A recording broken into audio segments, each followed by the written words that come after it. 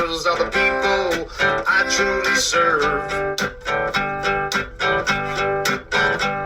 The root of all our evil, it begins with the Federal Reserve. Hey, yeah, well, let's go back in time when everybody was so proud of America. I'm Tommy Salmons. This is year zero. Today, Adam Fitzgerald, 9/11 Deep Dive Part 4. We talk about the Hamburg cell, a very important part of 9/11. So, something none of you ever ask me is, Tommy, how do you start your day? Well, the way I start my day is with a nice black cup of coffee. And thanks to our new sponsor, I have the best coffee that I've ever had in my life. That's Fox & Sons. foxandsons.com. And I can't tell you enough about this coffee. Let me give you a sample. God damn it, shit's hot. That's some good fucking coffee right there. Tastes like the last time Quincy was at my house. Just strong, hot, and black. With a hint of chocolate. So, foxandsons.com for some great coffee. If you want a little Quincy in your mouth. That's Fox, the letter N, sons.com. For that nice, dark aroma of Quincy in your mouth. Use promo code 0 at checkout for 15% off any order of $20 or more. That's Fox, the letter N, sons.com. Promo code 0 at checkout. Quincy approves this message. Go to Autonomy Virtual since RyanBunting.com is no longer a thing. He ruined all of my ads because he's an asshole. And well, he's just a fucking asshole. So, it's autonomyvirtual.com. And as you can tell, I can barely speak because I got this weird fucking bridge in my mouth and I'm having to do this shit, 4 days after it's happened. And yeah, autonomyvirtual.com. If you want to need an IT guy, virtual assistant, any of your graphic design done, that's autonomyvirtual.com. Because RyanBunting.com no longer exists. He blew that shit up. So fuck that dude. AutonomyVirtual.com. Libertarian Institute.com is where you can find me, Patrick McFarlane with Liberty Weekly, Kyle Anzalone with Conflicts of Interest, Keith Knight with Don't Tread on Anyone, The Scott Horton Show, writers like Jim Bovard, Will Porter. I almost said Will Bovard, but that's not a guy, I don't think. And Sheldon Richman. And many others at the libertarianinstitute.org. We're really kicking up the productivity over there at the libertarianinstitute.org. So come over there, check out all the work that we're putting in. We're really expanding the institute and doing a lot of work that in order to help keep you informed. So go to libertarianinstitute.org. Thank you, Tom Burton, for the music. Enjoy the show. You need. I am here with Mr. Adam Fitzgerald once again. How are you doing, buddy? What's up, Tommy? How you doing, pal? I'm doing well, man. I'm doing well. A little tired. It's been a long week, but me and you both. Yeah. Well, my week's not been as long as yours. Definitely not for the same reasons. No, I know. But yeah, we're both fighting through it and getting on with our lives, right? That's all we can do. Yeah, I mean, the interesting stuff about what we're covering is just as tumultuous as our daily lives, but just not as covered up and conspiracy hidden. But the Hamburg cell is definitely a very broad topic, as you know, as we covered before in our previous audio. It seems a little bit more central, a little bit more insular regarding Khalid al-Badr and Wafaa Hazmi. Hamburg cell could lead into a much bigger conspiracy regarding 9/11. There's a lot of mystery and intrigue regarding this group, and it basically is central to 9/11 itself because of the players involved. And these are all the pilots involved with the hijacking of planes, were Khalid al-Mihdhar and Wafa Hazmi, even though they were supposed to be pilots for 77. Unfortunately for them, they didn't take their English classes, and because they couldn't speak English, someone had to take over the flight duties for 77 there. And so they were regulated to be muscle hijackers. But these guys that we're going to talk about today, there's a lot of mystery behind two of these people, and we could get into that today as well. I'm looking forward to it. I don't know a whole lot about Hamburg. I know that a lot of the planning for the hijacking and the attack did take place in Germany. I didn't even know exactly where. I just knew it was in Germany. That these guys, what strikes me the most about all of this, like as you start digging into this, people have this impression that the attacks on 9/11 were carried out by these kind of like ignorant people that they weren't cultured. They had no influenced by the outside world. They weren't, experiencing the world. And these guys are well traveled. They're all over the place. They're going everywhere, and it's just crazy. Yeah, I think there's a misconception happening regarding like these people couldn't have done what they did. Now, regarding the muscle hijackers, all they had to do was hold back the pastors from revolting and fighting back. The power hijackers had to be a lot more educated, and they were given a lot more responsibility. Now, if we're going to believe the words of Khalid Sheikh Mohammed, take this with a grain of salt because they were tortured. The reason why these guys were selected was because they were educated, and they actually could fit in because they actually went to university. Muhammad Atta went to University of Applied Sciences. Ziad Jarrah actually went to University of Greifswald, where he took up electrical engineering, aeronautical engineering as well. So you have a lot of these guys that basically come from a very moderate background. A lot of these guys basically also in the Hamburg cell weren't very religious. And then we're going to talk about that because that's important because it leads into the state narrative that, these guys were highly religious and, they were ultra orthodox in their beliefs. That's the reason why they attacked us. Hopefully, when we get around to talking about the background of some of these people, that you'll finally understand that has nothing to do with religion whatsoever. But yeah, I've heard this from time to time, Tommy, regarding, these guys are basically dumb. They come from these, very remote areas of Saudi Arabia. Yeah, that's the case with the muscle hijackers. But also at the same time, these pilot hijackers, they definitely were very educated. Yeah. Yeah. Well, I'm looking forward to getting into this.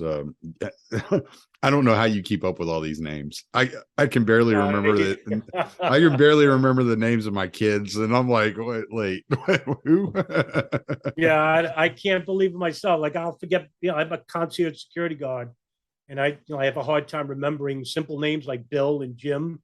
But I can remember Ramzi Ben Al-Shib and, Walid Ben Atash and all these names. And, I get fun. I get picked on for it because people say, "Well, how do you remember these Arab names, but you can't remember like simple things?" I'm like, well, for one, it was a good point raised by somebody. He said, the subject matter at hand really matters to you, and focus on it. I said, yeah, it's true, and maybe that's the reason why. Because I spend such a large amount of my time researching and reading, documents and files that are pertaining to these people and the history thereof. So yeah, it's funny because Arabic names are pretty hard to mention and speak. Like some of these names are really long, but yeah, that's the reason why is because I'm so invested in it. Yeah. Well, you make them sound easy. Yeah. I'm like, wait. this guy is whiter than me, and he just pronounced that like he speaks the language. I'm very rudimental when it comes to Arabic, so I can only remember some words. That's it. All right. So how did the Hamburg cell come together? What happened there?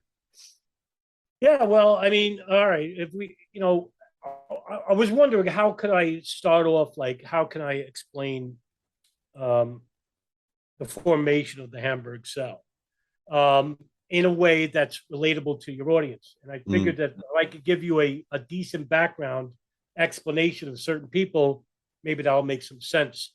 So with the first person I'll mention is Ziad Jarrah. Ziad Jarrah is allegedly the pilot hijacker of Flight 93, United Airlines Flight 93 that crashed in Shanksville. Well, Ziad Jarrah was actually born in Beirut, Lebanon in 1975. He came from a very modest family, secular background, grew up with no religious training whatsoever, went to a very prestigious school in Lebanon called the Mar El Asbatina School, which is located in a beachfront called Wata El Masbayef. It's a very expensive co-educational private school. He was friends with Jews and Christians actually there.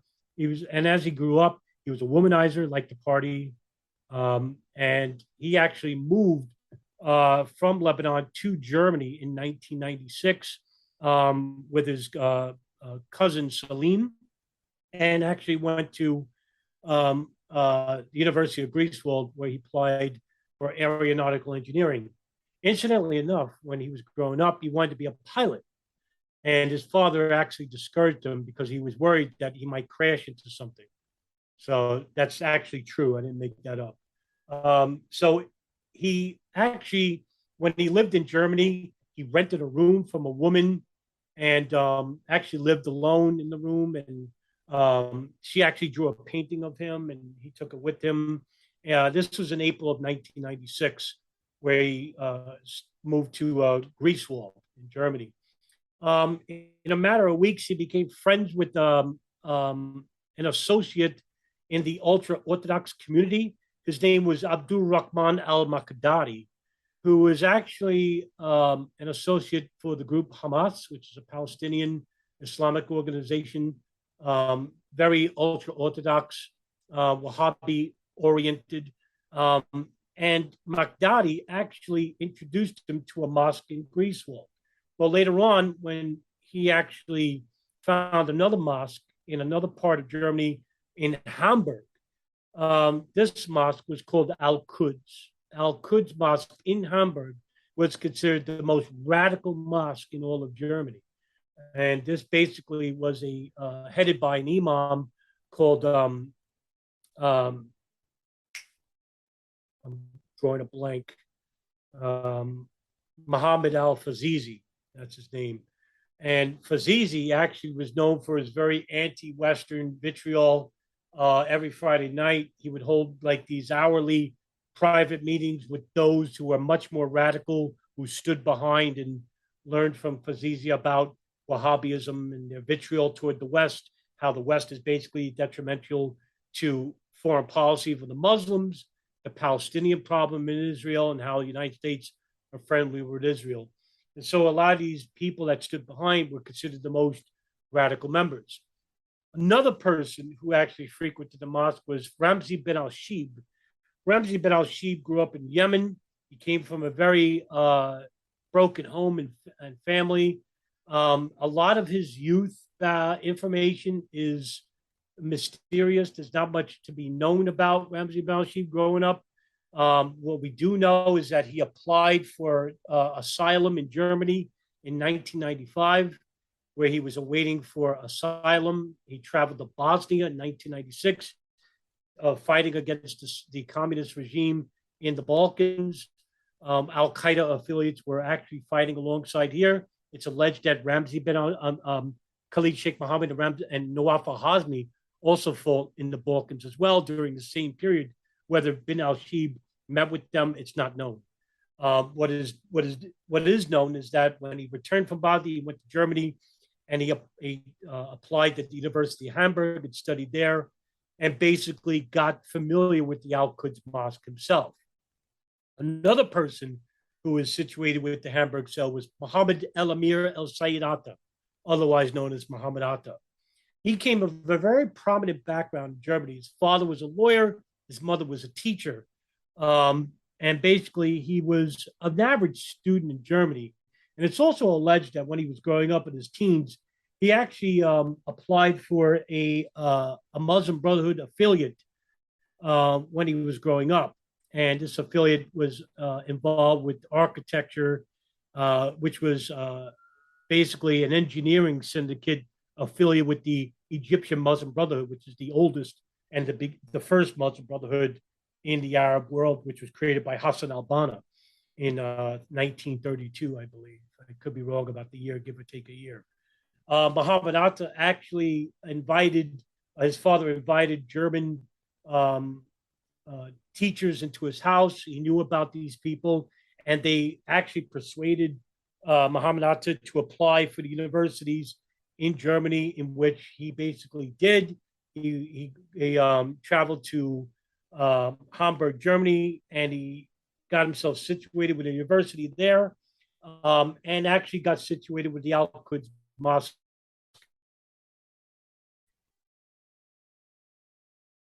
in 1995. And other people like Marwan al-Shehi, Saeed Bahaji, Munir al-Multasek. These are all people that stood behind and commiserated with people like Ziad Jarrah, Marwan al-Shehi, Ramzi bin al-Shib, and excuse me. While they were in this mosque over the last couple of years, in 1996, Muhammad Atta grew a beard. He himself also wasn't very religious growing up. I forgot to mention that. He wasn't very religious. But when he got to this mosque, he basically became, I guess, infatuated with this anti-vitriolic Wahhabi ideology, just like Marwan al-Shehi did, who basically did have a religious upbringing, but he wasn't a radical fundamentalist growing up. It wasn't until that he got to this mosque that he became familiar with Wahhabism, started learning about the teachings of Muhammad al-Fazizi, and basically became part of this group it became known as Hamburg Cell, because the mosque was located in Hamburg, Germany. Also, right about 1995-96, we started learning about certain individuals. Now, these individuals are going to play a very key part in helping facilitate these young minds into becoming radicalized. And a lot of these people basically weren't German citizens. They actually grew up in Syria. And these are people that you probably never heard of before, because the media doesn't really mention them, but they're very important. One of them is Mohammed Haydar Zamar, who is of Syrian origin. He grew up born in Aleppo, Syria. He was an Al-Qaeda recruiter, and he was a money launderer and a gun runner. And another was a Syrian businessman, legitimate businessman, who actually grew up in Syria, was born in Syria, and then became a German businessman, where he had a lot of businesses in Germany. His name was Marmoon Darkazali. Also a money launderer, had Al-Qaeda contacts in Afghanistan, became quite familiar with even the oldest leadership of Al-Qaeda, people like Mahmoud Salim, Abu Hiraj al-Iraqi. These are people who are the first and foremost individuals who created Al-Qaeda while they were in Sudan in 1992, when they were first making it. And they had bank accounts. Mahmoud Salim shared a bank account with Marmoon Darkazali. And later on, much later on, I just want to mention it now before I forget it, much later on, after 9/11, when the FBI started investigating the backgrounds and financial transactions of these people, it was later found out that Marmoon Darkazali inherited a bank account of one of the 9/11 hijackers, and it's alleged to have been Muhammad Atta. This bank account was shared with none other than Mahmoud Salim, one of the founders of Al-Qaeda in 1992 in Sudan. So incidentally enough, these 9/11 hijackers who had no use for bank accounts anymore transferred over to these people. What I'm trying to show you is there's a direct connection with Al-Qaeda to these people who hijacked the planes. Also, too, Mohammed Haydar Zamar and Marmoon Darkazali even though that they themselves weren't very religious, but they were more of a criminal minded. They have a very syndicate minded background. And these people basically were known to the German intelligence services, known as the BFV, the LFV. And these are long names. And I don't want to butcher names, so I'm just going to keep it short as the BFV and the LFV. They're involved with signals intelligence as well as human intelligence. And they knew about the mosque for years because they knew about them in the early 90s when they started preaching this anti-vitriolic, anti-Western diatribe. And then when 1996, when they were becoming situated with intelligence operations involving people like Mohammed Al-Fazizi, Mahmoud Dark-Ghazali, and Mohammed Haydar Zamar, they found out that this network started to grow when the Hamburg cell suddenly became at the forefront of German intelligence. Now, at the same time, about a couple of years later, in 1999, the CIA became involved. And it's not known when they became involved regarding the intelligence services. But if I had to guess, now this is speculation, so be careful. I'm only take this with a grain of salt. If we're to believe that the NSA were listening to the phone calls of the Yemen hub, and which I mentioned before in previous audios with you, Tommy, the NSA could basically warn the CIA, say, hey, listen, we know about a phone call between Mohammed Haydar Zamar and, say, Mohammed Marmoud Marwan al-Shehi, who was allegedly the pilot hijacker of United Airlines Flight 175. And actually, this phone call did take place, and the CIA was well aware of it. Later on, Michael Scheuer, the head of Alex Station, the chief of station of Alex Station, basically said that these phone calls were known to German intelligence as well as the CIA. And then later on, when the CIA knew about these people, they basically tried to turn Mahmoud Dark-Ghazali and Mohammed Haydar Zamar into CIA informants. Now, it's alleged between them that they turned them down. But that's what we heard about Ali Muhammad, who basically became a triple spy for the CIA, the FBI, and Osama bin Laden, as well as Omar Abdul Rahman of the Egyptian radical sect Gamma Islamiyah, who had links with the World Trade Center bombers and also the Landmarks bombing plot. And then you have Israeli intelligence. So basically, I don't know what level they had in Germany, but I could tell you what they had in America. But we don't know about the level of information that they had abroad. It's very little. So I really won't talk about that much because it's very nondescript right now. But maybe hopefully in time, as we look into deeper intelligence ties to Israeli intelligence and the Hamburg cell, maybe we can get a bigger portion. Now, later on, when we talk about Ziad Jarrah, I'm definitely going to bring up what could be a huge Israeli intelligence operation involving Ziad Jarrah, but I'll get to that much later. So we have now domestic intelligence. Yeah, go ahead. Can I ask a couple of questions? Sure. Because there are some things that I'm just kind of I'm curious about. All right. So anybody who's read Scott Horton's books or dug in any to the Iraq and Afghanistan involvement in Al-Qaeda, we always kind of view them as only Sunni.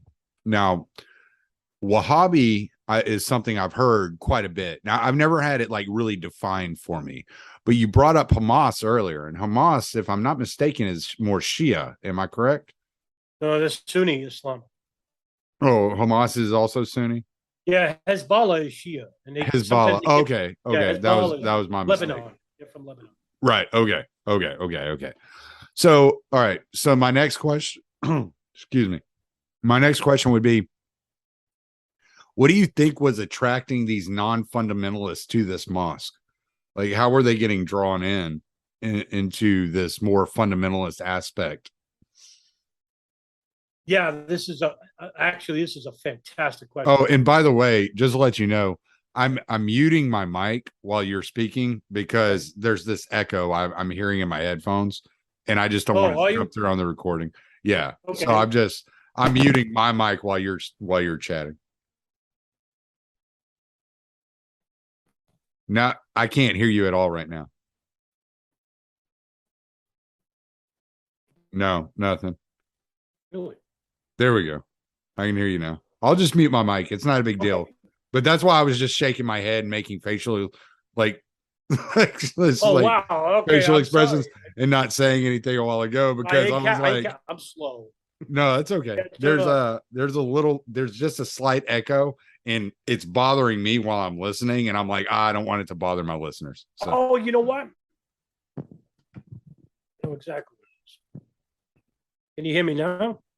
yes, Okay. Is there an echo? no. No. I know what happened. Okay.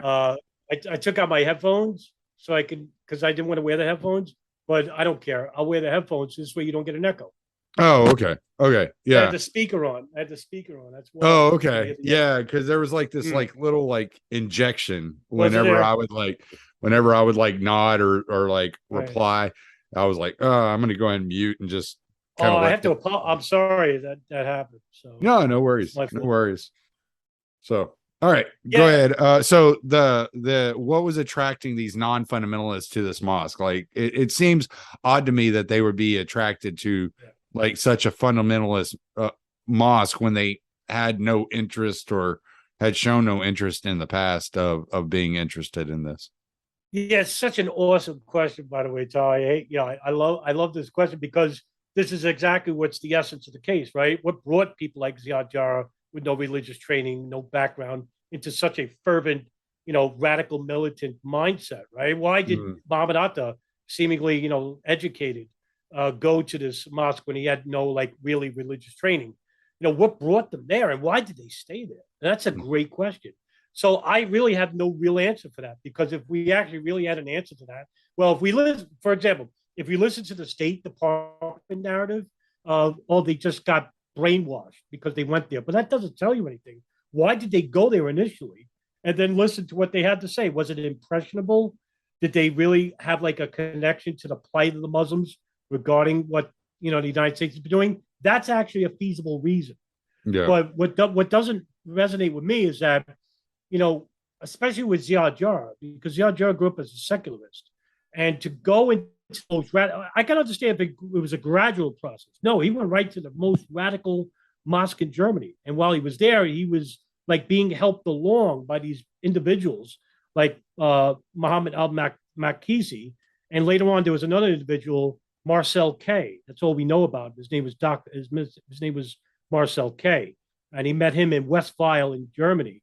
And he was basically an important individual, basically because even in the weeks prior to 9/11, the days prior to 9/11, he actually called him in Germany. He was the only person that kept in contact while he was in the U.S. that he kept in Germany. I don't know why. And there's not much information out there about this guy, Marcel K. In fact, Paul Thompson and the History Commons timeline is the only timeline that magically mentions this, along with the German publication Der Spiegel. And basically, he only calls him when something really, like there's a problem arising or he needs help with something. And, we don't know to the level of extent that he's getting help from.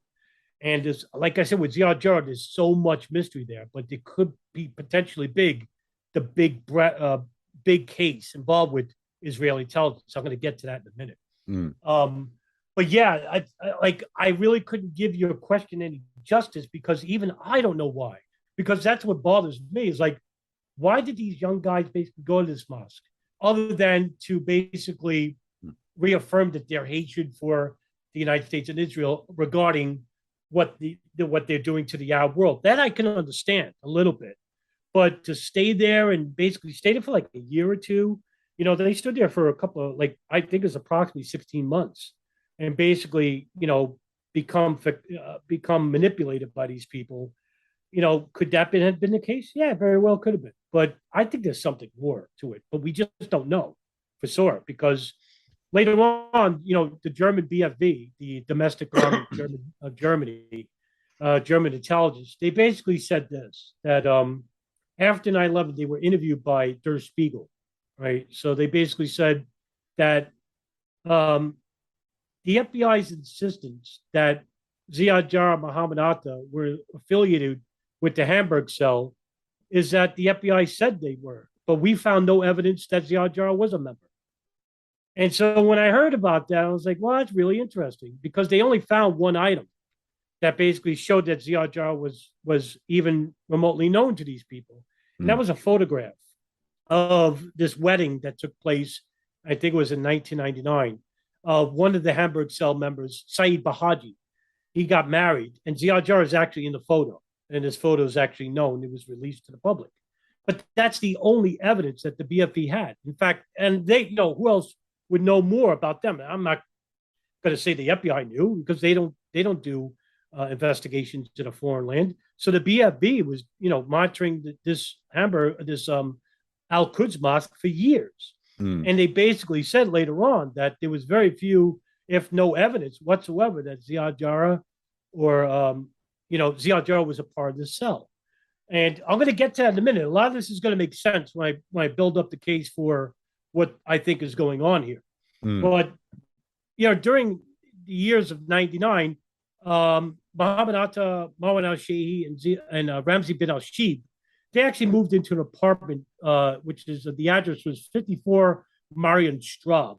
And they basically lived in this apartment and helping them into this apartment, getting situated with Mohammed Haydar Zamar. So this link between Al-Quds, Al-Qaeda, and the Hamburg cell is a straight, no wavering. There's no break. They're always there together. They're doing stuff together. In other words, if we're to believe that Mohammed Haydar Zamar may have been intelligence asset somehow, that he did become a CIA asset, we don't know.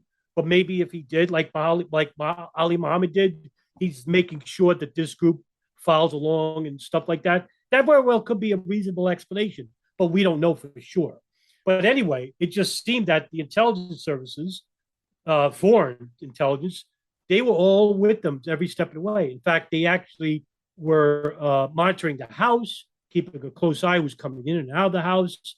The CIA was listening to the cell phone calls of Marwan al-Shehi and Mohammed Haydar Zamar. They tried to flip Marmoon Darkazali, Mohammed Haydar Zamar as well. So there's a lot going on here. And basically, by the year 1999, more and more reports are coming out that the CIA now grew their intelligence, not just with Khalid al-Midar and Nawaf al-Hazmi, but also now to the members of the Hamburg cell. Now, was that information basically shared with members of the FBI State Department? Well, no, because they didn't even know that was going on. And not to mention, they had no idea about what's going on even in the United States itself. So if the CIA is not helping the FBI and the State Department regarding what was happening inside the United States, well, they're certainly not going to help the United States about what's going outside of it. And that's the CIA's jurisdiction. Right. So they're not sharing any information. Also, at the same time, the NSA is also not sharing information with the CIA because they're not sharing all their transcriptions and their bulletins with the CIA regarding monitoring the cell phones of certain people on the house phone in Yemen. So there's a lot. It's not like what the State Department says later on after 9/11. What the heads of intelligence also say. Well, we just didn't have the information that could have prevented it. No, what I'm telling you, and this is a matter of public record, they were awash in it. Now, what they could say, and this is what the NSA said later, that they just didn't have the manpower to transcribe the data, to act on it. But later on, that wasn't the case either, because what case is more important than this? This is the biggest case in the whole world at the time. We didn't have much in the way of international terrorism from somebody else. This was the prime man, Osama bin Laden and Al Qaeda. So, the heads of all the intelligence services are concentrating on this issue. Well, you would think too. I mean, it just common sense tells me that if I were, let's say, in the NSA or in the CIA or DIA, any of these things, and I were to come forward to in congressional testimony, before the intelligence community and be like, hey, look, the same people that carried out 1993 World Trade Center bombing or planning something bigger. And we have intelligence that suggests that they are going to be attacking not only the World Trade Center, but other targets within the United States. We need more manpower. The way they throw away around money into the Defense Department, and you would think they would find, out of the $1.7 trillion they spend every fucking year on defense, you would think they could find a dime to put towards investigating and more manpower to investigate the intelligence they had. This is why people get caught up in the conspiracy theories that the United States, if nothing else, if they weren't directly involved, they were at least complicit because they didn't take action. This is why you get that idea, because people are so frustrated. It's like, I'm an outsider looking in at what you had at this time, and I can tell you that if I would have gone in front of the Senate or the House and brought forward this intelligence and said, we need more funding, we need more manpower, we need this, you would have gotten it. You know what I'm saying? And so people get really caught up in that. And I understand the frustration when you look at it. Yeah, look, everything you said was actually correct, because what I'm telling you up until this point, and there's a lot more, and I'm going to add to it. Like, you basically got to sit back. Even the layman regarding 9/11 is basically saying, "Oh wow, it almost sounds like they wanted this to happen because they were right lock and step with these people." And I'm not just talking about Khalid al-Mihdhar, Nawaf al-Hazmi just inside the United States. I'm talking about these people in the Hamburg cell, even in Germany. And then we're talking about years prior to 9/11. 5 years prior. I'm giving you a timeline to where I'm giving you that space to where it wasn't like they knew 9/11. They found out late about 9/11. They couldn't act on it. No, that they could have acted on it. Absolutely, they could have. And that this goes back many years prior. And, I'll give you one example of how close these people were. There's a CIA liaison officer by the name of Thomas Volz, Volz, who works out of the Hamburg office. And basically, he appeared at the headquarters of the Hamburg State Domestic Intelligence Agency called the LFV. I mentioned the BFE, the LFV. And he's basically responsible for tracking terrorists and domestic extremists, just like the LFV. And he's the one who basically approached Mahmoud Darghazali. And because he said that, he thinks that Darghazali, up to that point, basically knows about unspecified terrorist plots, because he's speaking with those previously before and basically built a rapport with them. He just didn't commit to being a CI1, which is a confidential informant, high echelon informant for the CIA. I don't know if he did or not, because according to the Chicago Tribune, in an article dated November 17, 2002, efforts to recruit Mahmoud Darghazali began in the spring of 97, but the CIA didn't admit that that the interest either waned or he grew as an informant. So in other words, they neither confirmed nor denied the fact. Well, if he didn't become an informant, they basically say he didn't become an informant. But because they can't deny the fact, because he most likely was.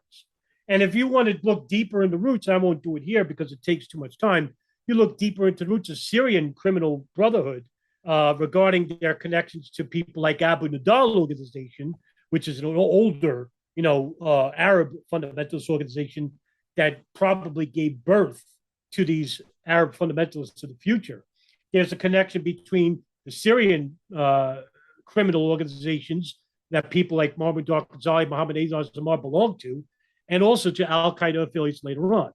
As you can see, there is a direct connection between these older groups and these newer groups that just take on a religious aspect to it. But in 1999, it's alleged by the state that an individual named Mohammed al-Slahi basically went to the leaders of the Hamburg cell, Mohammed Atta, Ramzi bin al-Sheikh, Marwan al-Shehhi, and Ziad Jarrah, and persuaded them to go to Afghanistan because these guys wanted to join the jihad in Chechnya. And that's coming from the FBI and the LFV, the German intelligence domestic Right. spyware agency. They basically said that they found out that these guys wanted to join an Islamic jihad, to fight against, the enemies of Islam. So they were going to go to Chechnya. But somehow the state basically said, no, it was Slahi that persuaded them to go to Afghanistan and basically meet with bin Laden and Al Qaeda there. Now, this story falls apart. Why? Because they arrested Mohammed al-Slahi later on after 9/11. Yemeni authorities turned him over to the CIA. The CIA basically tortured the living crap out of him for years. He basically was held at Guantanamo Bay without charge for 16 of those years, and he was just released. He made a film called The Mauritanian, which is excellent. I advise everybody to watch that film. It talks about the background and the life of Mohammed al-Slahi.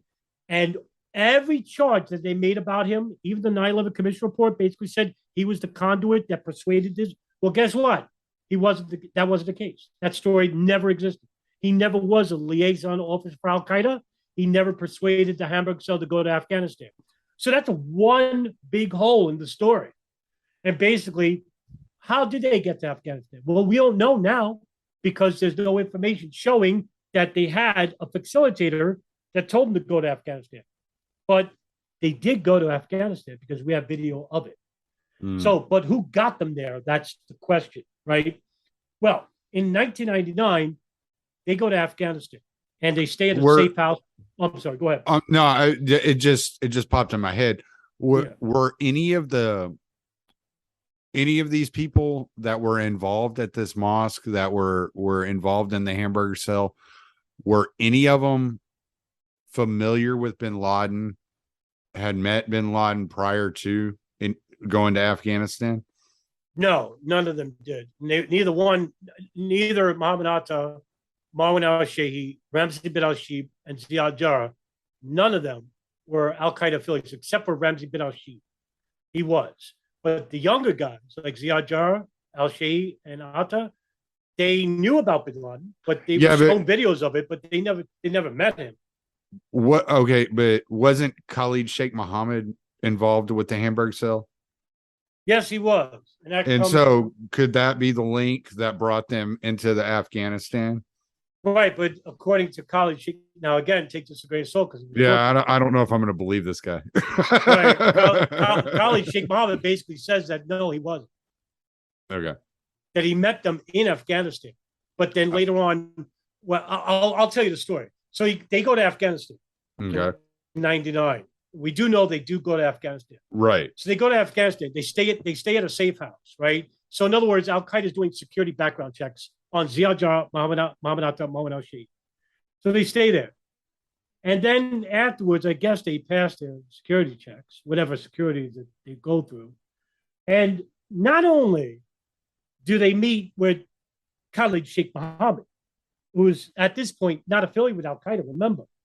He doesn't join Al Qaeda until 2001, where he joins Al Qaeda because he doesn't swear. But he was still like bros with bin Laden, right? They were close, at least in a business sense. In a business sense, he actually was an independent contractor. Right. Yeah, he was still involved with bin Laden, whether he was officially Al Qaeda or not. He did have links with bin Laden. Well, he had links with like Baluchi terrorists, like his nephew is Ramzi Youssef. So you think maybe he was more of a gangster kind of? Hard question, right? What was he? He wasn't a religious fundamentalist, that's for sure. I mean, he's a Wahhabi, but they're not really like pious Muslims. So what is he? I would consider him like a criminal. Yeah, I'm thinking more like kind of like mafioso type, Well, his family did have links with the Pakistan ISI, so I mean, there's that too. There's there. Yeah. So, but he did know about radical fundamentalist groups in Pakistan. So, like, he was very familiar with those groups, but swearing loyalty to bin Laden, he didn't do that until 2000, 2001. But like in '99, the story goes that Muhammad, again, take this with a grain of salt. Khalid Sheikh Mohammed goes to Osama bin Laden in 1999 and basically proposes this operation called the Plains Operation. And he tells him about this idea to hijack 10 planes and to crash them all inside the United States, all over. Right. And bin Laden says, I'll think about it, too much. But later on, he has the second meeting in December of 99. And bin Laden says, he pitches the idea, and bin Laden likes it. He says, but we'll do it with 4. Remember what I said, just take that a grain of salt because it's coming from Khalid Sheikh Mohammed. He was tortured. He could have been telling the truth. Well, he could have been lying. We don't know. He was tortured. Anyway. I don't know if I would believe him if he wasn't tortured. I mean, but that's the whole idea. Right? We don't know for sure. See, instead of making a definitive decision of yes or no, we're left with we don't know. And that's the worst position to be in. Right. We don't know. We have no idea. So anyway, Khalid Sheikh Mohammed meets with members of the Hamburg cell, and he takes them to meet who? The military commander of Al-Qaeda, Mohammed Atef, the second emir of Al-Qaeda, Dr. Ayman al-Zawahiri, and Osama bin Laden. So in other words, there's no like gradual process of meeting the lower rungs of Al-Qaeda. No, these guys, these nobodies, basically go and meet the top echelon, the power structure of Al-Qaeda. And not only do they meet them, but they're told about being involved with the most important operation in the history of Al-Qaeda, which is called the Plains Operation. Right. And they basically chose them and said they chose them because they're Western, they're educated, they're Western looking, they're educated, they speak some English, and so they could familiarize themselves inside the United States. So they tell them about this operation. And they tell them that if you want to become heroes for martyrdom for the Arab community, the Muslim community, against the demon United States, we'll give you a martyrdom operation that would, put the knees of the United States where they are on the ground. And according to, the narrative reported by the 9/11 Commission report and the FBI Pentagon report, as well as the statements made by captured Al-Qaeda officials, that, yeah, they agreed to it. Right. So let's just go along with that storyline, right, for now. So they agreed to it. Now, can I interrupt one more time? Because I do want to ask you, have you ran into any evidence or any hint that bin Laden or Khalid Sheikh Mohammed or any of these guys that were involved with the CIA operations in Afghanistan from the 80s had a mole within the United States government? God, that's a question and a half, huh? Wow. Because there's a lot of what you're saying, and then I'm taking things that we haven't gotten to yet, right. And I'm thinking about it, and I'm like, the only way this makes sense is if they knew this stuff was going to happen. Well, you don't have to go back that far to actually know what's going to happen. But according to... Well, no, what I'm saying is like the only way for, like, let's say the coordinated attack on 9/11, it took place during an operation when they were testing, the defense of aeronautical attacks, right? And it took place during this, so it confused a lot of people as to what was going on. It's like, in order to time it that way, that doesn't seem like coincidence. It seems like they had this information. And where did they get this information? Right. All right. I know where you're coming from. So, okay, let me put it this way. The job of the intelligence services is to do what? Collect information. So they can access the information and act on it before the operation happens, right? So that's the job of all intelligence services. Right. To collect information about dangerous individuals and access that information and to prevent terrorist operations from even happening. Now, if we are to speculate, and this is reasonable speculation, let's flip it. The intelligence services got wind of the planes operation. Let's just say they even heard about it through the Yemen hub, because the NSA, remember, the NSA was listening to the phone calls, right? Right. So they're listening to the phone calls of Mohammed Haydar Zamar, Marwan al-Shahid, people within Al-Qaeda. Remember, they had a tap on bin Laden's satellite phone. That satellite phone was used by Dr. Ahmed al-Zawahiri, Mohammed Atef. Let's just say, for example, that somehow within these transcripts and these intelligence taps, that they got wind of a plot. It's called the Plains Operation, and that they use crude talk to talk about it. Crude, broken like code. That you could break yourself and know what they're talking about. Right. So let's just say there was an element within, say, the NSA or the CIA that knew about this planes operation, and that foreign intelligence services got wind of this plot as well, because they're running their own operations. Now, whether they're in conjunction with the NSA CIA or they're doing it separately, either way, it doesn't matter. But let's just say they knew about it. And so that the heads of these operations basically said, it would benefit us to have these operations be successful. And so we can actually expound on the after effects of these operations for a greater geopolitical cause, because that's what this is all about. Because what happens after 9/11? Well, you got the Patriot Act, the North Defense Authorization Act, 2002, 2003. We went to war with Iraq. We went to war with Afghanistan. We later on went to war with Syria. We went to war with Libya. Big giant defense contracts for LG-3 technologies, Raytheon, Boeing, productions of missiles, bullets, big money. We're talking trillions, not even billions, trillions of dollars. Afghanistan itself was $3 trillion. And I don't know how much Iraq was. I think it was like 1.2 trillion or whatever. The amounts are staggering. But you may say to yourself in a moral question, like, how can the United States basically do that? Allow 3,000 of those civilians to be killed? Well, to them, what does it matter? 3,000 people. They've killed millions of people in Iraq. Well, the ends justifies the means.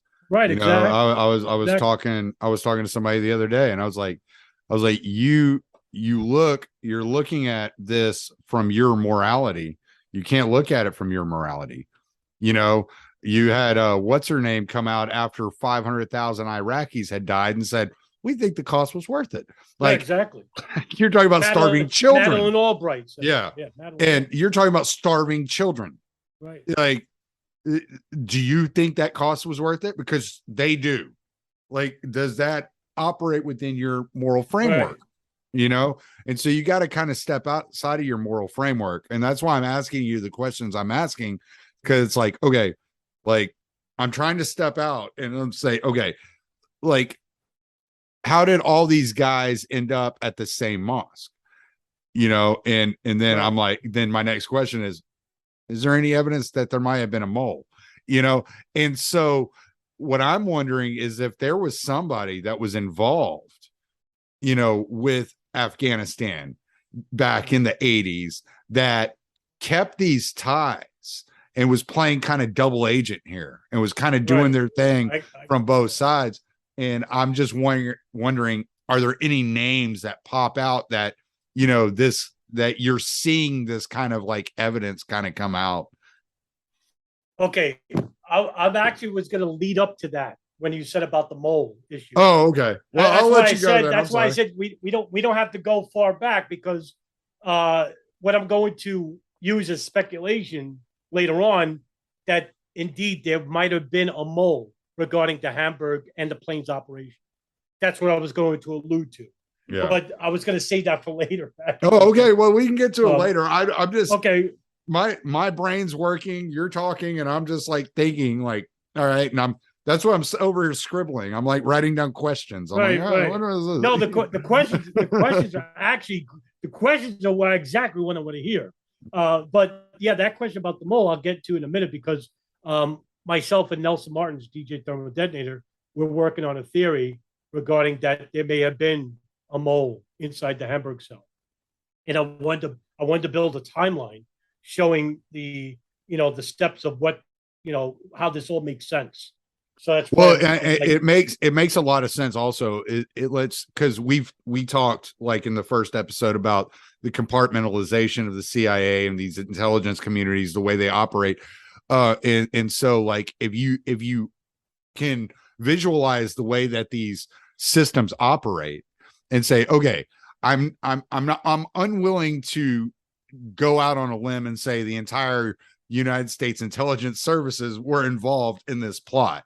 But is there a possibility that one person was involved, and maybe a high-ranking person, somebody with some influence, could have pulled some strings and made some moves in order to make these things easier for the attacks to be successful? Yeah, exactly. And yes, what I think, like I said, take that with a grain of salt because it's speculation, that I do think there was a mole within the Hamburg cell that allowed for this mole to basically relay information to this foreign intelligence service, which basically gave them up-to-date details about the progress is being made for this planes operation to be successful all the way up until the day itself, actually. But I'll get to that in a second, actually. The 9/11 Ray Epps. Yeah, exactly. And you know what? It's even worse than that, actually. So you'll understand how broad this operation may have been, actually. So they're in Afghanistan. They're told about the planes operation. They agree. And then they go back to Germany. They go back to Al-Quds.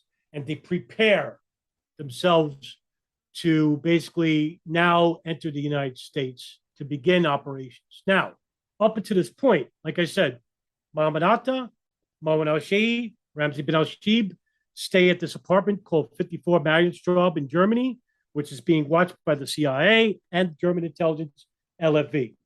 Ziad Jarrah continues to live on his own. He meets his girlfriend there, Azel Senguin, but he never lives with her. He actually stays alone. He lives in an apartment. He lives in a room with that woman I told you about. He basically just lives alone, stays alone, whatever. All right. 2000 comes along, and Marwan al-Shehhi is the first to arrive inside the United States, and he goes to Florida. Then comes Mohammed Atta. He arrives in Florida as well in the summer of 2000. And then Ziad Jarrah. Ziad Jarrah enters Florida, actually enters New Jersey, then he goes to Florida and resides in Florida as well. Ramzi bin al-Shibh, however, couldn't get into the United States. Now, his application was actually denied when he applied for a U.S. tourist visa while in Germany. So he basically was going to be a pilot hijacker. But because he couldn't get inside the United States, he was actually designated as a facilitator between bin Laden and members of the Hamburg cell. So he would coordinate with all the members of the pilot hijacking team, as well as the muscle hijacking team that came much, much later. So these guys went to Florida flight schools. Mohammed Atta and Marwan al-Shehhi basically lived in an apartment in Hollywood, Florida. And basically they lived with themselves. They went to aviation school called Huffman Aviation, which was owned by Rudy Deckers. And basically this had a long history of very shady practices with the CIA, drug running. Daniel Hopsicker wrote a fantastic book called something called The Venice Flying Circus. It's an awesome book. It's hard to get now on Amazon, but it actually details about this drug running operation that began in the 80s regarding Huffman Aviation that was used by the CIA to conduct drug running operations. Is this was this what Barry Seal was involved in? No, it was different, but okay. It was like going into similar. Mena, Arkansas and shit like that. Yeah, similar. It was similar to it. Okay. But there was a lot of shady stuff going on there. But nevertheless, Ziad Jarrah, he went to a different flight school. I think it was called Florida Air Traffic School or something like that. Florida Flight School, something like that. And guess what? He lived alone. Didn't live with any of the others.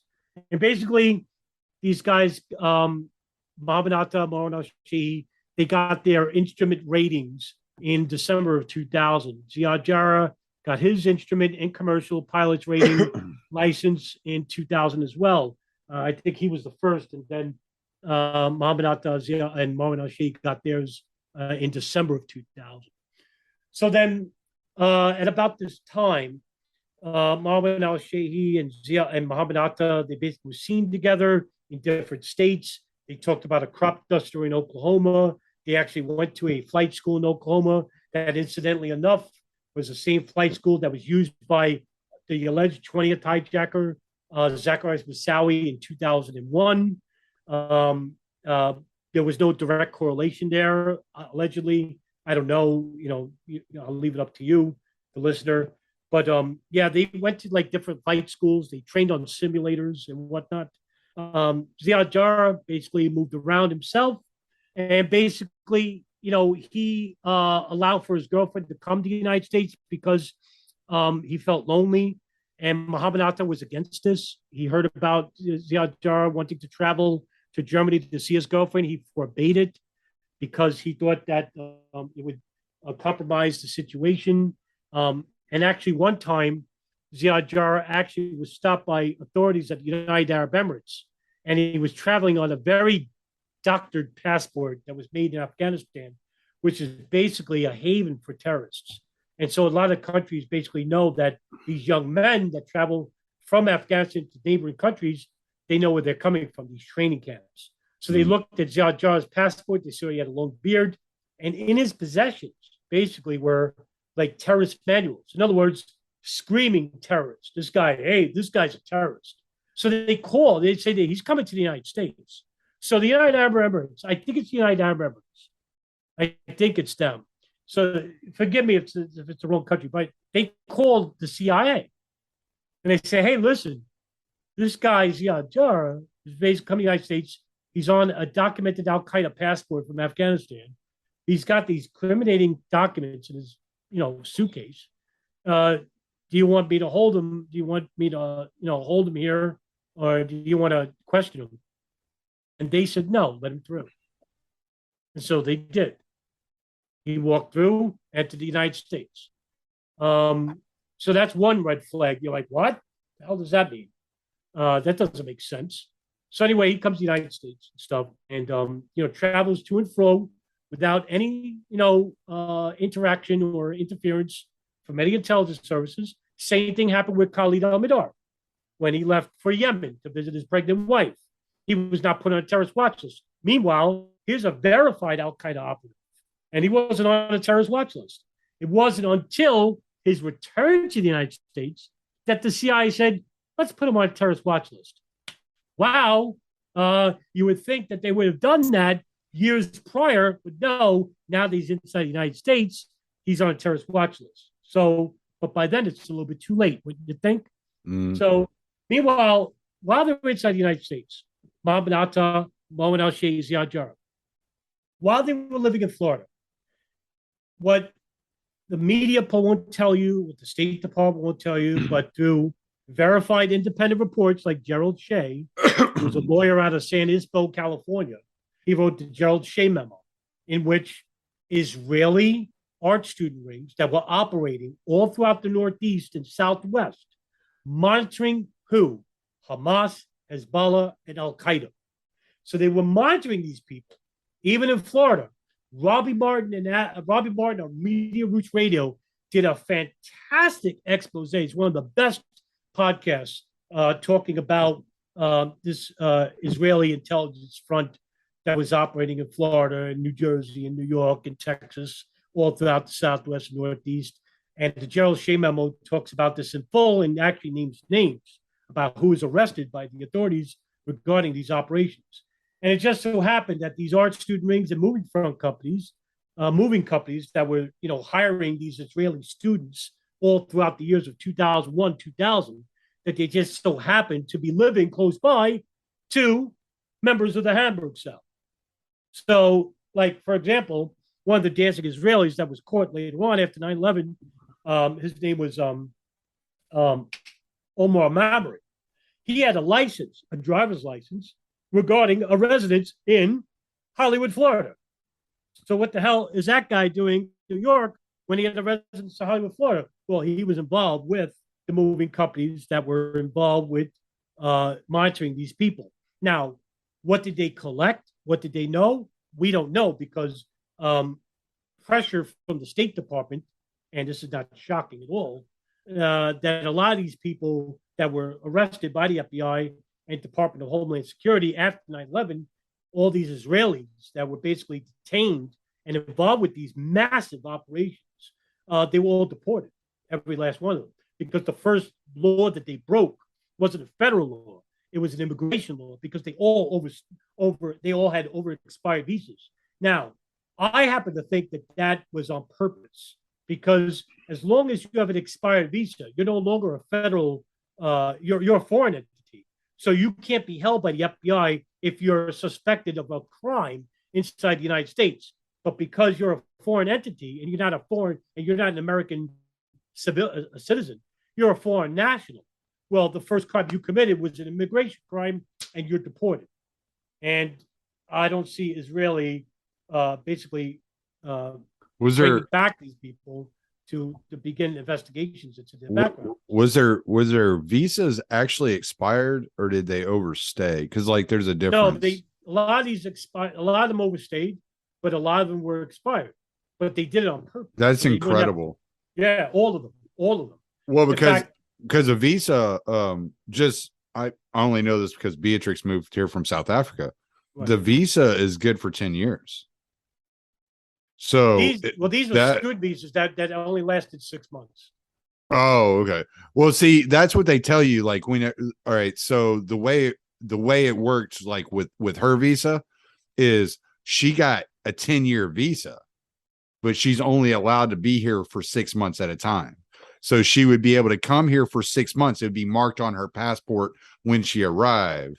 She's supposed to leave within 6 months of that time. That's why I'm asking, did the visas actually expire? Did they just overstay? Like, because those are two different things from my experience. Now, this might be some other sort of visa program that they were going through. That's very possible. I don't know everything about immigration, but all I'm saying is that her visa was good for 10 years, but she was only allowed to come for 6 months at a time. Right. And so after that 6 months, she had to fly out, she had to leave, and then she could come back and be here for another 6 months.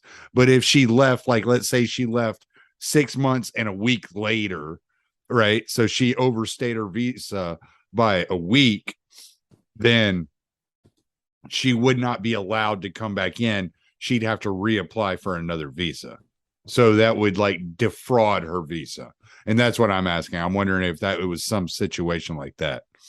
Right. So the visas that these guys took were student visas. And there's a difference. With a student visa, it's anywhere between 3 to 6 months. And then you have to go reapply. Gotcha. But one thing you can't do on a student visa is basically get a job. So there's a different visa for that. I think it was called like an A110 or something like that. Right. You have to say, hey, I'm working for a company, because you have to pay taxes on the money that you get. Right. So in other words, they didn't inform their visa on their visa application that they got jobs.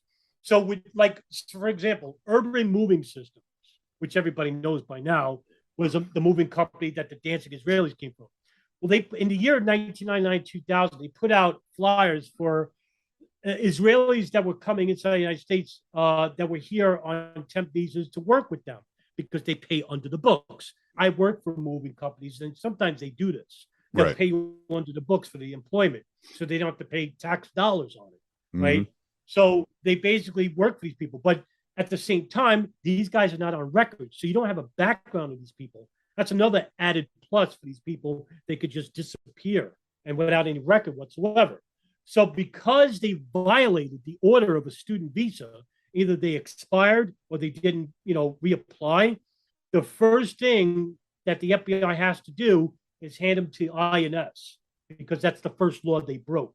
Gotcha. And the punishment is deportation. Gotcha. So in other words, like with the dancing Israelis, not to get myself over ahead here, to go back to Hamburg cell, but the dancing Israelis, they were detained by the FBI for 71 days. But then they got pressured by 2 unnamed senators and with Alan Dershowitz acting as a mediator to basically pressure their release. The FBI didn't want to because they said, hey, these guys know something, right?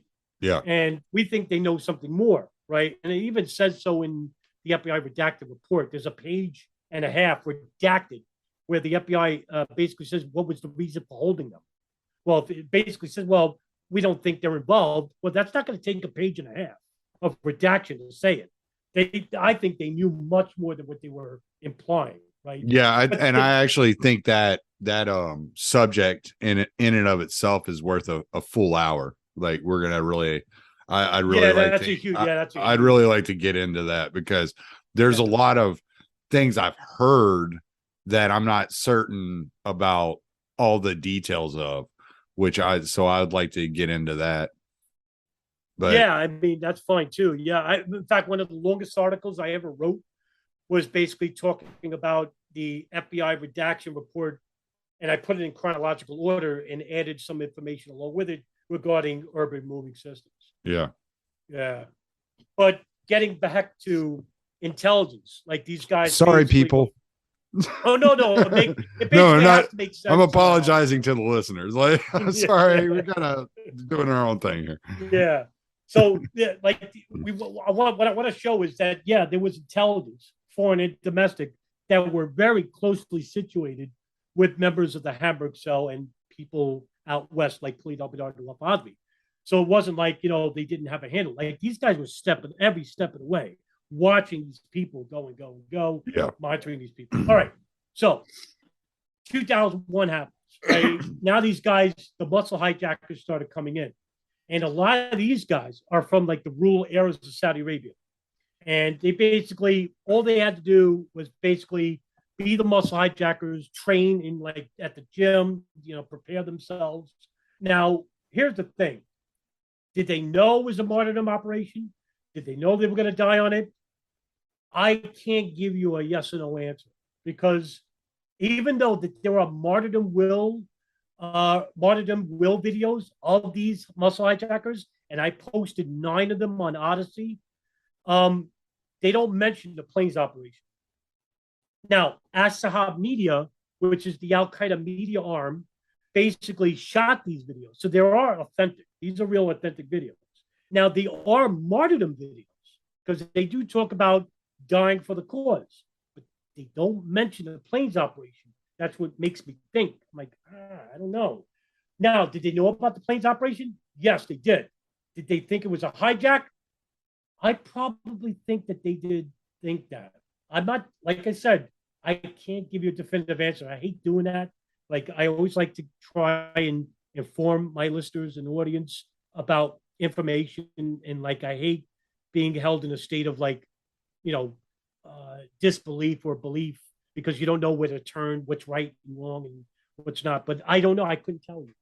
But one thing is for certain, that these guys were the muscle hijacking part of the planes operation, and they need to know very little, right? So they come inside the United States. Now here's another. Can you explain what their role was and what makes them like a separate entity? Well, it's simple. That all they needed to be involved was to make sure that the passengers of these planes that were being hijacked would not revolt and get into the pilot, and take over the plane. These guys basically had to kill somebody, and they used a box cutter. Now, I have to talk about this for a little bit because I hear this from like the fringe community of the truth movement. Oh, a box cutter, you can't fight. Like, how could you be afraid of a box cutter? The reason why they chose a box cutter was this. If you've never been cut by a box cutter, and I have, because I worked in a place called Seatown here in New York. It was a food market. One time I cut my whole thumb. You can't see it, but my thumb, I actually was cutting a box with just a blade. That's what I carry instead of a knife. Yeah. Let me tell you something. I'm more afraid of a box cutter than I am of a knife because a box cutter, you can actually cut yourself. What I did was I cut a box and I cut right through my thumb and it didn't hurt. All of a sudden, my thumb blew up and the hole became so wide that blood was gushing everywhere. I cut right almost down to the bone and it didn't even hurt. Right. But I'm bleeding profusely. I'm wrapping up my hand like, oh, damn it. Right. They use a box cutter because, for one, as soon as you slash somebody's throat with that, the first thing they're going to see is blood splatter everywhere. As soon as everyone sees that and then you see that, you're not going to be able to do a damn thing because the first thing that enters your mind is a state of shock. Mm-hmm. Right? These people are just regular passengers. They don't know any better. And they see that and they're basically, immobilized and fear. And Right. that's exactly why they chose the box cut, right? Also, there were reports of knives on these planes and even reports of a gun. I'll get to that in a minute. Anyway, the muscle hijacking team are to make sure that these guys go on these planes, 4 or 5 of them at a pair, hold back the passengers, make sure that they're in the back, nobody fights back and whatnot, and keep the pilot hijacking team from being interfered with their plans to crash the plane wherever they want to crash.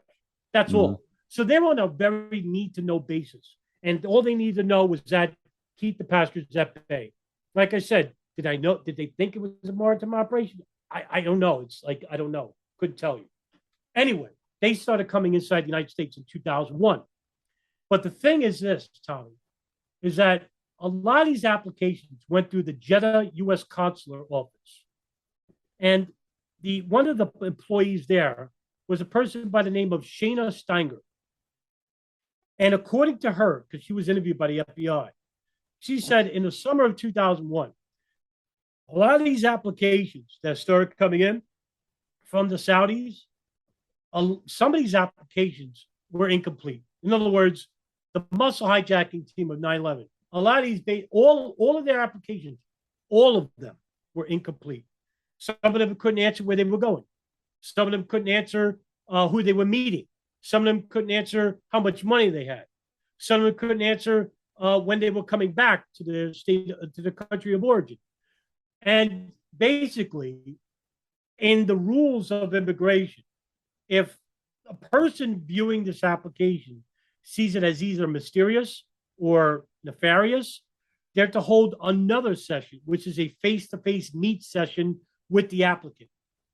Well, according to Shayna Steiger, she was pressured by the State Department to allow all these applications to be approved under the Visa Express program. Now, for those who don't know about the Visa Express program, this was a program that was constituted by the United States Immigration Naturalization Services because they wanted to repair relations with Saudi Arabia. And because they have a lot of students here in the United States, especially in states like Oklahoma, where they go and study oil engineering at the University of Oklahoma, University of Oklahoma State. They go there, Texas, Arkansas, right? So they said, you know what? We'll just pass all these applications through. And some of these applications weren't even approved for the Visa Express program, which makes you wonder, like, wow, none of these applications. So in other words, Shayna Steiger never had a muscle hijackers applicant meet a face-to-face.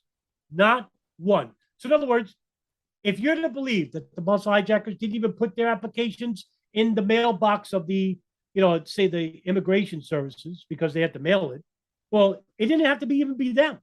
It could have been somebody else for that matter. We don't know. What we do know is that these guys basically did come inside the United States. They were given their visas at the consulate office in Jeddah. They were approved, and they did come inside the United States. And this was the book you and I were talking about last week or the last episode, Passports for Al Qaeda. Right, exactly. J. Michael Springman.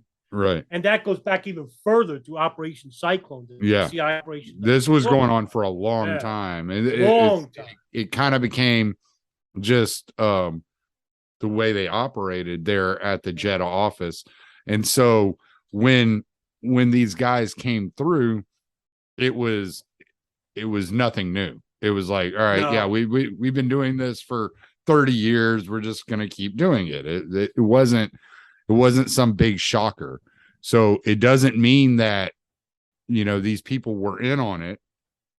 It just means that there was this kind of lax program that the bureaucracy that wants to, clamp down on your neck, but they're going to, give exceptions to specific people based upon identity and yada, yada, yada. We hear all these catchphrases nowadays all the time.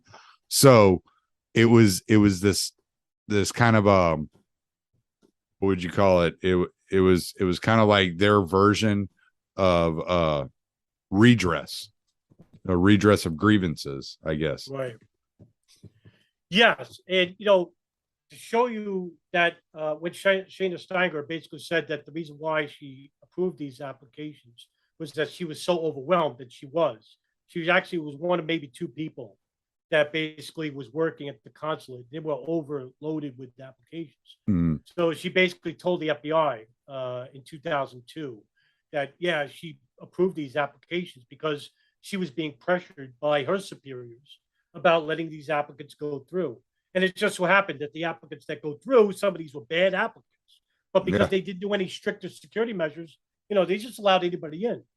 So in other words, it's like this air of plausible deniability, if you will. Because you really can't say that, oh, she knew about these people, they were bad. Well, she really didn't, because she didn't do any do any stricter security backgrounds on these people, because they were just allowed to come in.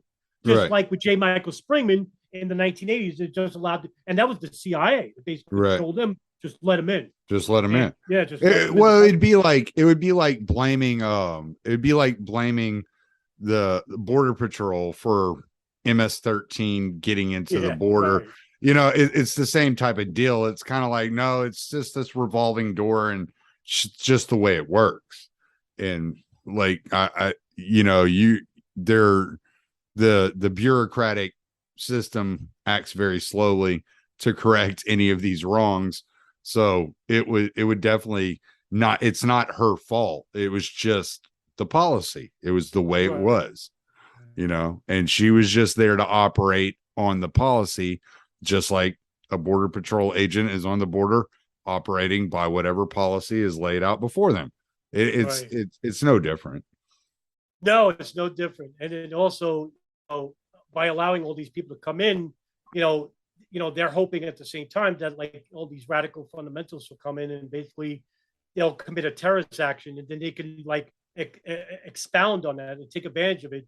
And basically, what is always the after effects of a terrorist operation? Well, the overreaction. That's right. As Saul Alinsky once said, that the real action is in the reaction, right? So basically, you get these people, that the muscle hijackers that come inside the United States in 2001, and they're basically now familiarizing themselves with members of the Hamburg cell. However, while this is going on, Ziad Jarrah, still at this point, even while he was living in Florida and Maryland, he's living alone. Never lives with even members of the muscle hijacking team. All right. So fast forward to the weeks prior to 9/11.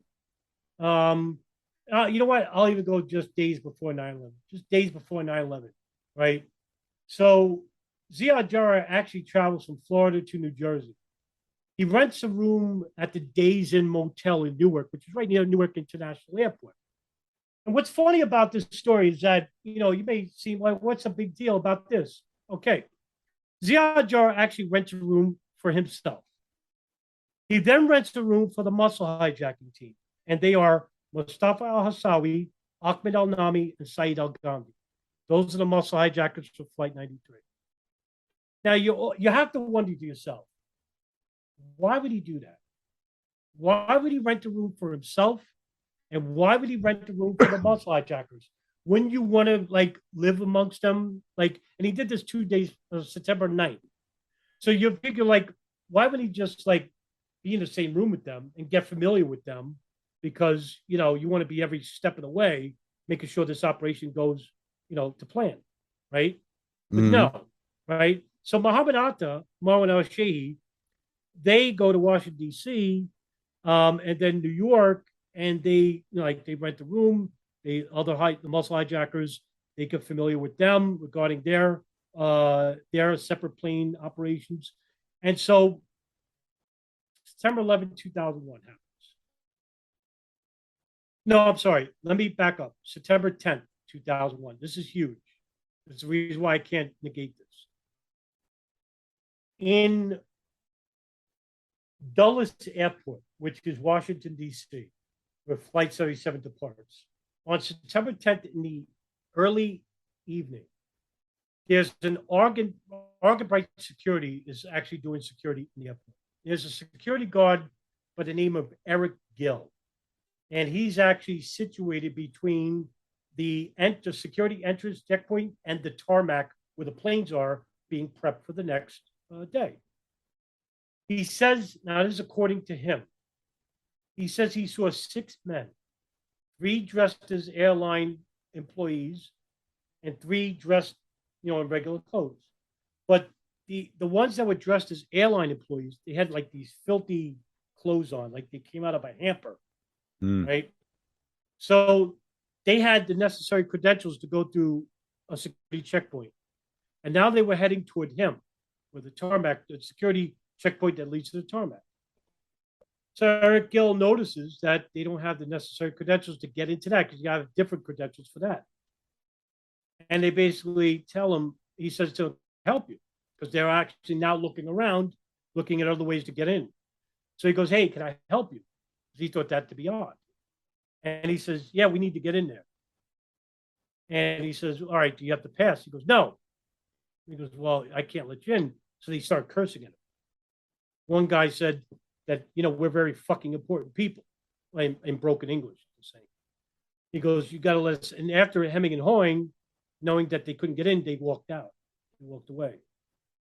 Eric Gill says, I don't know what happened after that. In his later interview, he tells him that his shift ended, but when his shift ends, nobody replaces him to guard the door. Now, the only way you can get into that door is having the credentials to get into that door, and it opens up. But there's no guard at the door. So I'm going to get back to that in a minute. Also on September 10th, Ziad Jarrah from his hotel room writes a letter to his girlfriend, Azel Singweed. And he writes a very long encrypted letter. It basically says that he'll see her in time. That paradise awaits us. You'll understand why I'm doing this. It won't be understood by you now, but one day we will meet again. And you would think that this being his last letter to the most important person of his life outside of his family, that everything in that letter would go like nothing would be wrong with it.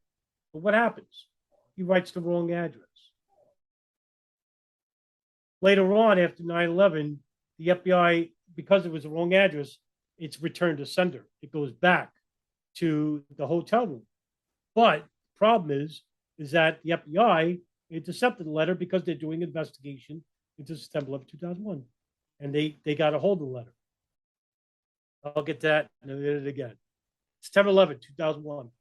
Ziad Jarrah leaves his room with the muscle hijacking team. Now, according to the FBI,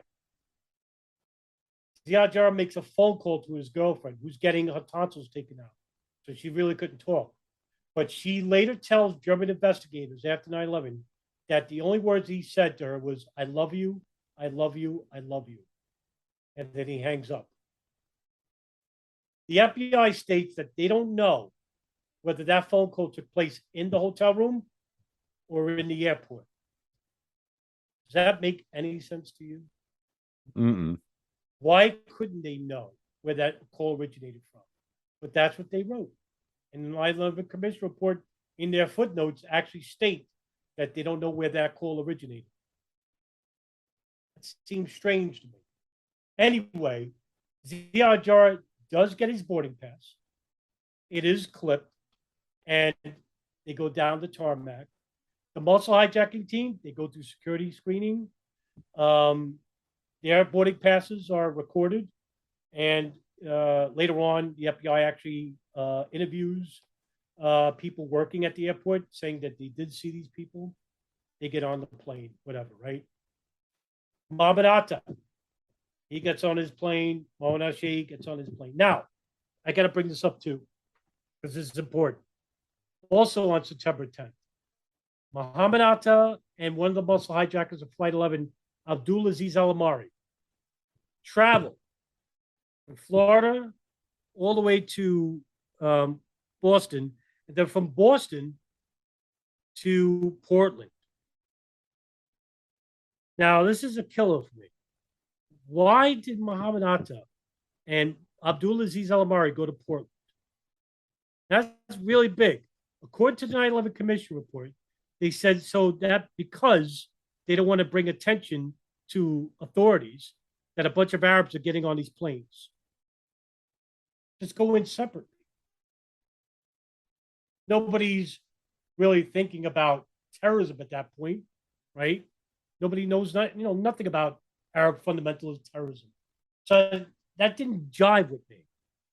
But later on, it was found out that when they went to Portland, they stood at a hotel, and that they got a connecting flight from, I think, Delta Airlines to Logan Airport, Boston. And one of the ticket agents, his name is Michael Tuhey. He basically looked at Mohammed Atta and he saw like Mohammed Atta was like, I don't need a boarding pass, do I? He goes, yes, you got to have a boarding pass to connect the flight. He was pissed. And he said, Tuhey said, like he had these serious eyes and he'll never forget his face. And basically he gave him his boarding pass. He goes, you're cutting it close. You're about 5-10 minutes late for your flight if you don't get on now. And so they basically almost missed their flight at flight 11 by connecting on this connecting flight from Portland to Boston. Like, it doesn't make sense why they went to Portland. Now, me and Nelson Martins are working on a theory that the reason why they went to Portland was to meet with other affiliates who are going to hijack additional airlines. Now, that isn't false because we do find out there were additional airlines that were going to be hijacked. Mm-hmm. And later on, CNN did a report, and I could provide that report, that they found box cutters taped on the backs of food trays and other planes in LaGuardia at JFK. Even on September 13th, when they lifted the flight ban, there was over 55 people that were arrested. One dressed as a pilot trying to get on the plane, who was a relative of bin Laden family. Surreal. Like, but who were these people? Were they Al Qaeda? Were they groups? We don't know. Right? They were the other 6 planes. Right. We don't know. We don't know who these people are. Anyway, they travel from Portland down to Boston Logan. They barely meet. They barely get on flight 11. It was like 5-10 minute window. They almost missed it. Biggest operation. So in other words, whatever they did in Portland was really important enough to basically almost miss their flight. Right. They wouldn't have gone there for nothing. Yeah. Right. That's what I think.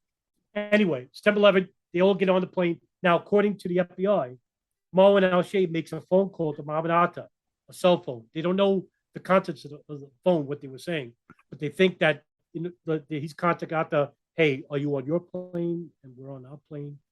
Smooth ride, right? Whatever. Now, flight 11, hijacked, crashes into the North Tower. Flight 175, hijacked, almost crashes into 2 planes, by the way, on their way to the South Tower, and they almost missed the building. Mm-hmm. If you ever watch it, it's on a bank, and it hits the corner of the South Tower, almost missed it by Right. a few feet. Flight 77, they're hijacked, crashes into the Pentagon. Flight 93, hijacked, it crashes in Shanksville. And you think that's the end of the story. Well, Tommy, it's only the beginning. Because now what I'm going to impart with you is the anomalies of 9/11, which are hidden by the State Department, the FBI, and by the kooky, fringe conspiracies. So, for example, Well, you want to Flight do that? 57. You want to do that on the next episode? The we anomalies? could, if you want. Because we're at 9. It's well- 9:30 now, so like it's been an hour and a half. Okay, sure enough, yeah.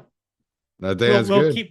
We'll keep your audience Keep them on hanging the for edge another of their 60 seat. days. Yeah, Yeah. because I still haven't even released. Episode, I'm releasing part 2 tomorrow. Like I haven't even released Okay. part 2 yet.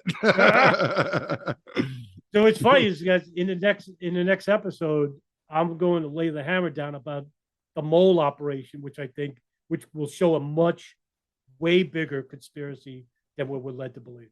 Awesome. Yes. Yeah. Yep. So yeah, let's do that for the next episode. You got it. Because we're an hour and a half in, and I'm like, this is a lot of information, man. Yeah. Yeah, it is. Every time I listen to you, I'm like, man, geez, I got to read some about this. No, it's understandable. Yeah, we'll get into that. awesome. Man. All right. Well, I'm gonna stop the recording. If you're gonna play, scam or pick and choose, well, it's a game that was made for you.